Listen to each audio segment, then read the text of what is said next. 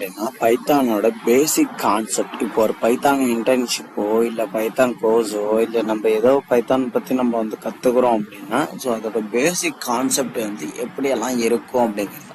First பார்த்தீங்கன்னா keywords, identifiers இந்த மாதிரி பேசிக்ஸ்லேருந்து கற்றுக்க முடியும். ஃபர்ஸ்ட் பைத்தான் சிண்டெக்ஸ் கற்றுப்பீங்க, பைத்தான் எப்படியெல்லாம் இருக்கும் அப்படின்னு சொல்லிட்டு. ஸோ அதுலேருந்து பைத்தான் கீவேர்ட்ஸ், ஸ்டேட்மெண்ட்ஸ், காம்பவுண்ட், அதுக்கப்புறம் பார்த்தீங்கன்னா like variables, data type, so data டைப்பில் ஸ்ட்ரிங்ஸும் அந்த மாதிரி இருக்கும்.